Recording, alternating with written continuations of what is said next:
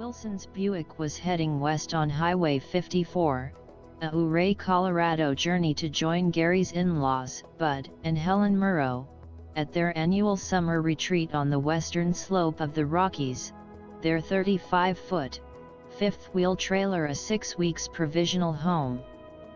This summer's foray would also find other members of Jan's family assembling in the quiescence of the Rocky Mountain domain.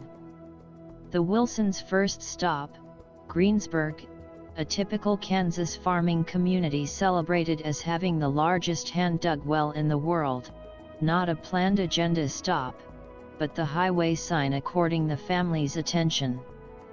The Greensburg morning stop a novelty, to investigate something off the beaten path, its proclamation of acclaim giving rise to curiosity.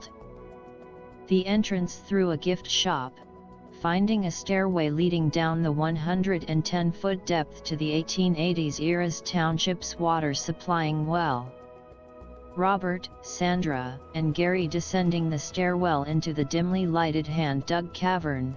Gary's dissertation wasn't the descent but the experience. The journey continuing northwest through Old Fort Dodge, erected in 1866 and then deeded to the state of Kansas in 1890 as the Kansas State Soldiers' Home. Another 5 miles to Dodge City, the famous cow town making its historic significance from 1876 to 1886, a span of 10 years before reverting to a sleepy West Kansas meat-packing community. The 1951 radio and later television program Gunsmoke responsible for its newfound prominence, the replicas of the Long Branch Saloon and the Boot Hill Museum a host to the inquisitive like Gary whom was an avid Gunsmoke radio listener of that era. The original Front Street buildings no longer giving a presence, the victims of a 1970 urban renewal program, but the flavor of the Old West still could be perceived. The Wilsons touring the replicas, mounting Boot Hill, enjoying a gunfight presentation, savoring the memorable realm. U.S. Highway 50, the median west through Garden City, then elapsing less than a mile from another noted Kansas town, Holcomb, its acclaim pronounced by the Truman Capote 1966 book and movie, In Cold Blood. The 1959 well-publicized murder of the Clutter family in the farming community of Holcomb being chronicled. Crossing into Colorado, entering the small town of Rocky Ford, another distinctive town nationally renowned, noted for its cantaloupes.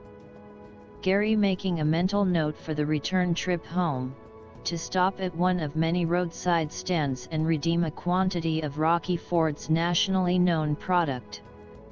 Trekking west through Pueblo, the arid flat plains of Colorado giving way to a vista view of the Colorado Rocky Mountains in the distance.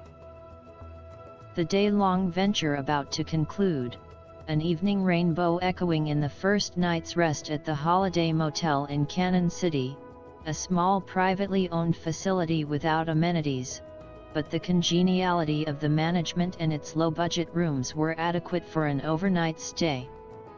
Cannon City, the gateway to the Royal Gorge Bridge and State Park, Gary reserving the gorge visit for the return journey home. The early morning breakfast fulfilled, the family making a decision to traverse northward, an hour-and-a-half detour from Highway 50 to the Colorado gold mining communities of Cripple Creek and Victor. Journeying on Highway 9, the unpaved portion, before intersecting the uphill Highway 11 to Cripple Creek and its sister city Victor, reminding Gary of the mountainous roads of Siskiyou County, California as a youth, with the exception of the rocks causing the road to narrow to a single lane, then passing through the tunneled walls of solid granite. The once booming 1890 town now renounced from its past, the state of Colorado having just legalized Cripple Creek for gambling. The sparse old shops housing antiques with tourist knickknacks now sporting, for lease or for sale signs, the future modern-day entrepreneurial proprietors yet to establish all their gambling enterprises.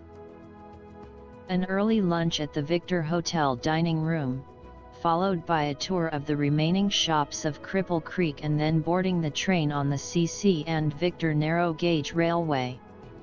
The scenic journey hugging the cliff-endowed tracks, crossing the old trestles, following the paths of the ore-carrying cars to the stamp mills.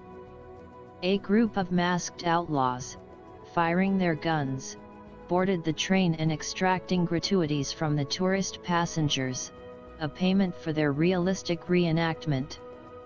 The late afternoon finding the Willsons receding the 9,494-foot elevations of Cripple Creek on State Highway 24. Gary thankful for leaving the thin air of the mining community, the Buick breaching the scenic high mountain meadows, again to a quaint US 50, the westward venture continuing. The scenic wonders of the Colorado fulfilling the excursion as they continued upward on the majestic expanse of the Continental Divide.